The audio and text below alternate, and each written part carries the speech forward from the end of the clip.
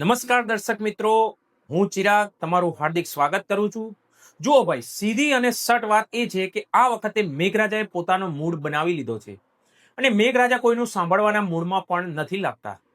સમગ્ર ગુજરાતમાં હાલમાં જે દ્રશ્યો સામે આવી રહ્યા છે ને તે જોઈને એક જ વાત મોઢામાંથી નીકળે છે. દક્ષિણ ગુજરાત હોય, સૌરાષ્ટ્રનો દરિયાકાંઠો હોય કે પછી અમદાવાદ, સુરત, બરોડા જેવા કહેવાતા સ્માર્ટ શહેરો, દરેક જગ્યાએ આકાશી આફતનો કહેર જોવા મળી રહ્યો છે. ગુજરાતના નકશા પર જો તમે નજર કરશો ને તો તમને આ સમયે જમીન ઓછી અને પાણી વધારે દેખાશે. દેશ દુનિયાની વાતો તો આપણે રોજ કરીએ છીએ મિત્રો, પરંતુ આજે આપણે પોતાના ઘર આંગણે સર્જાયેલી આકાશી આફતની કરવી છે. સામે આવેલા તાજા આંકડા અને રિપોર્ટ સ્પષ્ટ કહી રહ્યા છે કે મેઘરાજા હજુ પણ થંભવાના મૂડમાં નથી. હવે સૌથી પહેલા ગણિત સમજી લઈએ આપણે.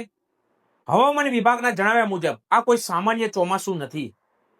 4 મોટી વરસાદી સિસ્ટમો, western disturbance, cyclonic circulation, shear zone અને મોન્સૂન ટ્રફ એક સાથે સક્રિય થઈ ગયા છે, જેને પરિણામે સમગ્ર ગુજરાતમાં આગામી 24 કલાક માટે અતિ ભારે વરસાદનું રેડ અને ઓરેન્જ એલર્ટ જાહેર કરી દેવામાં આવ્યું છે.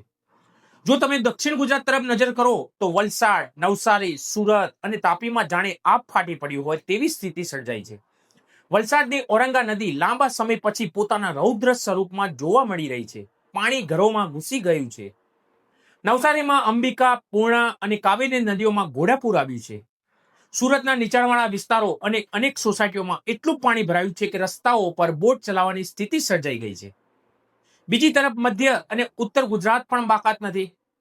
અમદાવાદ, ગાંધીનગર, આણંદ, ખેડા, સાબરકાંઠા અને અરવલ્લી સુધી સતત મુશળધાર વરસાદ વરસી રહ્યો છે. અમદાવાદ અને વડોદરાના પોસ્ટ વિસ્તારોના રસ્તાઓ પણ સ્વિમિંગ પુલ જેવા દેખાઈ રહ્યા છે. ઘણી જગ્યાએ શાળાના બાળકોને રેસ્ક્યુ કરીને સુરક્ષિત સ્થળે ખસેડવાની ફરજ પડી છે, જ્યારે અનેક શાળાઓમાં રજાઓ જાહેર કરવામાં આવી છે. હવામાન વિભાગે રાજ્યના અનેક જિલ્લાઓમાં રેડ અને ઓરેન્જ એલર્ટ જાહેર કર્યા છે. કાળા ડિબાંગ વાદળોની ફોજ ગુજરાતના આકાશમાં છવાઈ ગઈ છે અને હજુ પણ ભારેથી અતિ ભારે વરસાદની આગાહી કરવામાં આવી રહી છે. પરંતુ અહીં એક વાત સમજવા જેવી છે.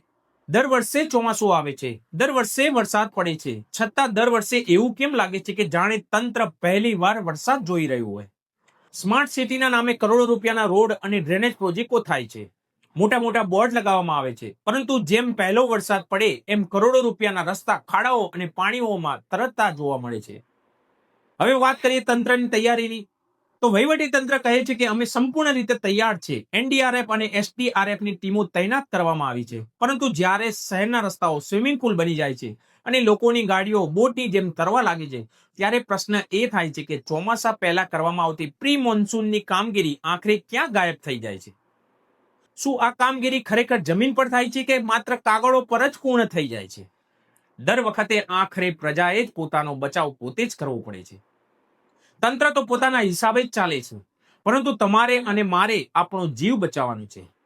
મિત્રો, વગર કામે સાહસિક બનશો નહીં. જો ખૂબ જરૂરી કામ ના હોય તો ઘરની અંદર જ રહો. રસ્તા પર ભરાયેલા પાણીની ઊંડાઈનો અંદાજ લગાવવાનો પ્રયાસ બિલકુલ કરશો નહીં. તેની નીચે ખાડા હોઈ શકે છે જે તમારા માટે જીવલેણ સાબિત થઈ શકે છે. વીજળીના થાંભલા અને ખુલ્લા વાયરોથી હંમેશા દૂર રહો. પાણી અને વીજળીનું મિશ્રણ અત્યંત જોખમી સાબિત થઈ શકે છે.